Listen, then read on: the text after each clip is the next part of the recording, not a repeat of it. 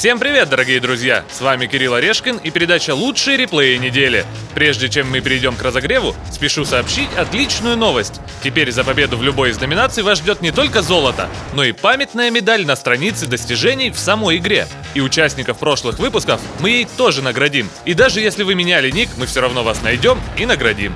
Кроме того, уже начиная с этого выпуска, мы включаем в передачу реплеи с европейских серверов. А вот теперь пора разогреваться.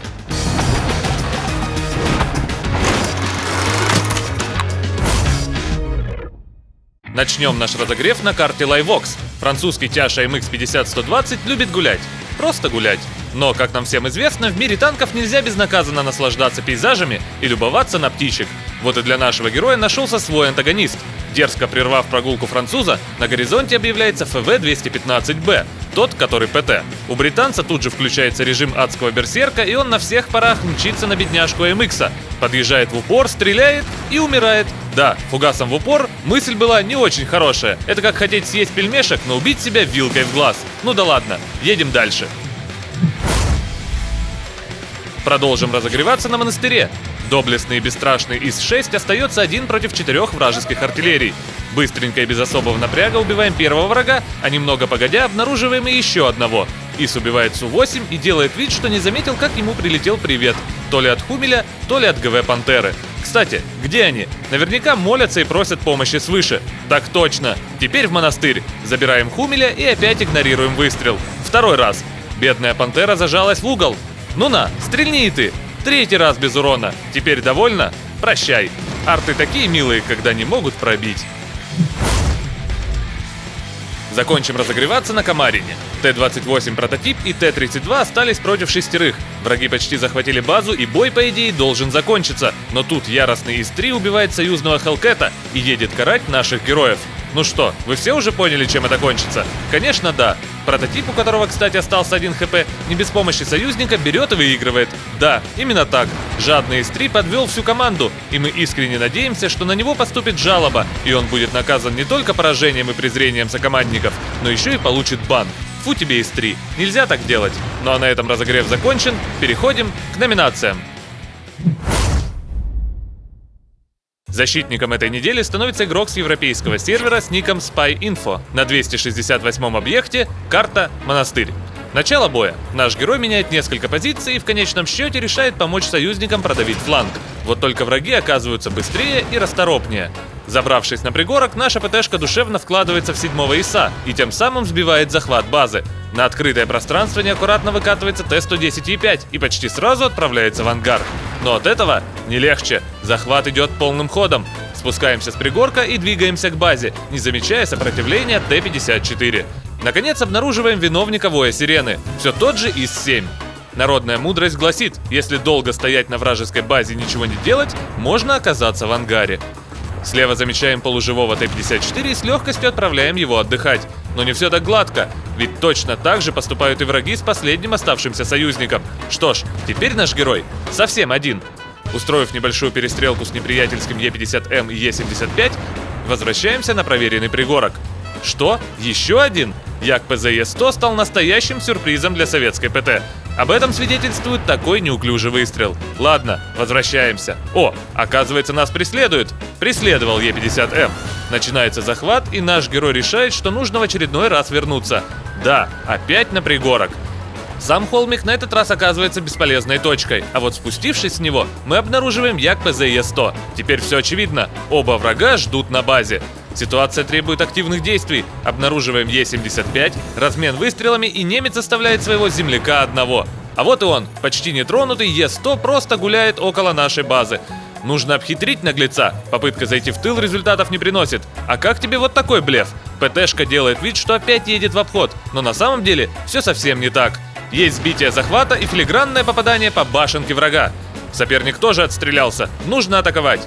Еще выстрел, и представитель немецкого танкостроения уже одной гуслей в ангаре. Самое время опять сыграть на психологии и устроить двойной блеф. На этот раз наш герой действительно делает крюк и заходит в бок врагу. Да, маневр сработал. Немец ничего не подозревал, а потом стало уже поздно. Отличные тактические и стратегические действия приносят нашему герою заслуженную победу. Вот такой он, лучший защитник этой недели. Поздравляем! Разведчиком этой недели стал Влад Кулбой на Т-34-2. Игрок сразу понимает, что в бою с девятками лучше не геройствовать и на передний край атаки с самого начала не лезет. Вместо этого китаец решает помочь медлительной ПТшке забраться на гору, а затем отправляется подсвечивать противников из-за небольшого холмика. Вражеские тяжи рассыпаются прямо на глазах, так что воодушевленный китаец под прикрытием союзников мчит дальше. Темнеет маркер вражеской тройки, и на этом можно считать холм взятым. Теперь марш-бросок за речку. Су-101 повреждает двигатель, но самое опасное место уже пройдено, а отвлеченные на китайца противники успевают нахватать урона. Импровизированный светляк подбирается к гребню холма, высовывается, и на вражескую команду снова обрушивается шквальный огонь. Схема работает. Повторять до готовности. Последний противник зажат в угол и опасности не представляет. Как видите, грамотный свет бывает не только от ЛТ. Секрет в правильном выборе позиции и умение вовремя рисковать. Победа со счетом 15-1, больше 10 тысяч урона по засвету, медали дозорного и разведчика. И не просто разведчика, а лучшего на этой неделе. Поздравляем! Воином этой недели становится еще один представитель европейского сервера – игрок с ником Гванди на Т-54Е1. Карта Энск. Наш герой начинает с места в карьер, и Ёлка со своим планом засвета отправляется отдыхать. Начало положено. Небольшая заварушка в районе складов в итоге заканчивается плачевно для Т-26Е4, а затем и для Т-29. Тут же нам прилетает откуда-то слева, и обнаруживаем еще одного неприятеля. Дерзкий представитель кошачьих, Тигр-1 отправлен на покой. Добиваем АМХ АЦ-48 и двигаемся дальше. Грустно, конечно, что почти вся союзная команда к этому времени уже покинула бой. Ну да ладно, тащить так тащить. Помнится, на квадрате А0 видели Т-34-2. Что ж, едем туда. О, а он там не один. Крусайдер СП притаился за домиком, но это его не спасло. Удачи в следующем бою. Дождаться перезарядки, показать гуслю, починиться и разрядить барабан с китайца. Есть 7-й фраг. Так, что дальше? Все веселье происходит в городе. Наш единственный оставшийся союзник Т-34 пытается отбиваться от целой орды неприятелей. Есть мысль, что совсем скоро мы будем одни. Так и есть. Едем на помощь, но не успеваем. 1 против 5. Ну да ладно. Наш герой неаккуратно выкатывается и получает несколько хороших пробитий. Теперь права на ошибку нет. Ну хоть врагов засветили. В течение 15 секунд противников остается не 5, а только 2. М46 Паттон, Лев и Из больше не страшны. Живые соперники в панике пытаются победить захватом. Но куда там? Американца уже не остановить. Едем на железку, осторожно светим базу, оставляем вражескому Льву 74 единицы здоровья и отправляем Т-32 в ангар. Пустой барабан наталкивает на мысль объехать и зайти в тыл выжившему в этой адской перестрелке Льву. Так и делаем. Выстрел сходу мог бы стать еще более эффектной точкой в этом бою. Но и вот такое простое попадание делает нашего героя лучшим воином этой недели. Поздравляем! Лучших снайперов на этой неделе снова 3. И начнем мы с выстрела игрока Элисарус на 704-м объекте. Он уже успел знатно позащищать базу и перебирался на фланг, чтобы от души поприветствовать вражеского М103. Но не менее гостеприимный Борщ, как назло, влез в прицел. Ну что ж теперь делать? Стреляем, не оставлять же М103 без радушного приема. Чтобы там про БЛ-10 не говорили, когда надо, она умудряется точно отправить снаряд даже в маленькую щель между рубкой и корпусом Борща. Американец в восторге дымится, а мы двигаемся дальше.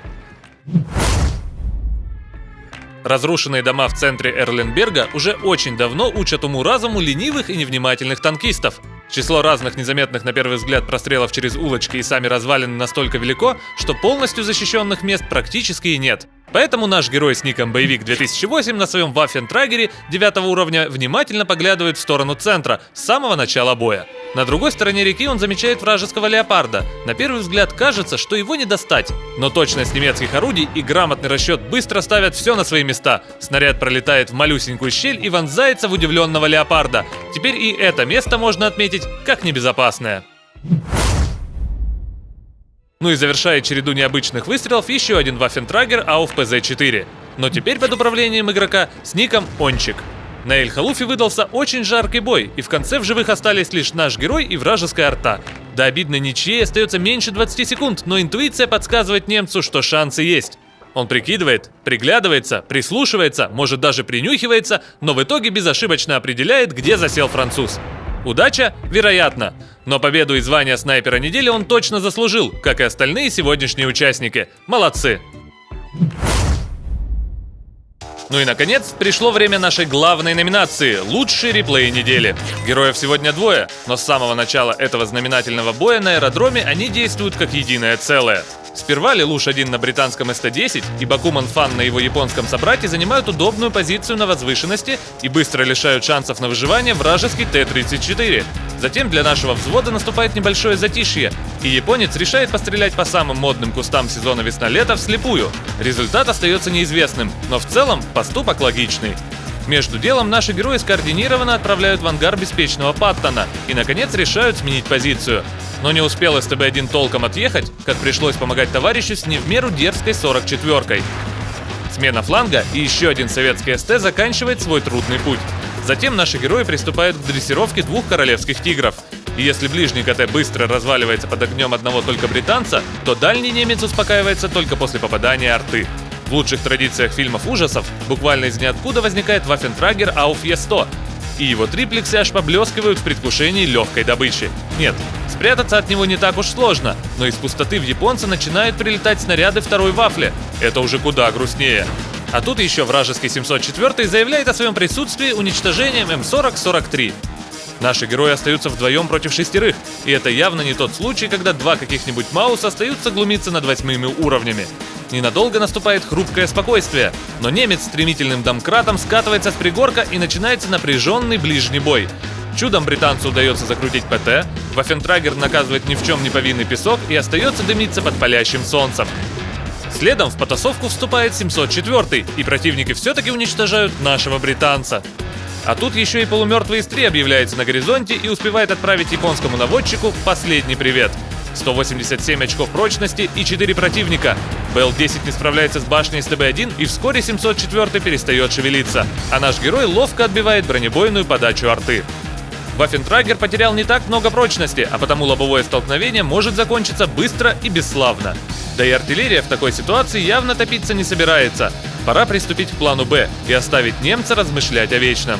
Первым обнаруживается 261, но что-то подсказывает нашему герою, что валенок зевать не будет, а значит, лучше не останавливаться. А вот, кстати, и он. Пара выстрелов, и врагов уже двое. Естественно, сирена уже ревет вовсю, так что наш герой возвращается к базе. Специально для Waffentragera и его гигантского картонного чердака японец заряжает фугас и удачным попаданием огорчает немца на 500 очков прочности.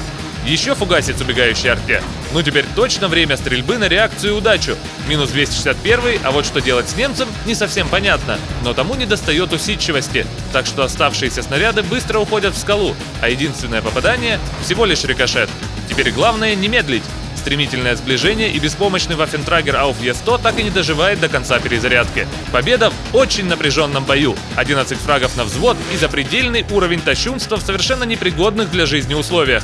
Этого вполне достаточно, чтобы назвать этот реплей лучшим и выдать за него не только золото, но и памятную медаль. Поздравляем! Ну и на этом у меня все. Ссылка на видео, как попасть в ЛРН, сейчас у вас на экране. С нетерпением ждем ваши реплеи и, конечно же, отзывы о передаче. Ставьте лайки и подписывайтесь на канал. Всем спасибо, всем пока!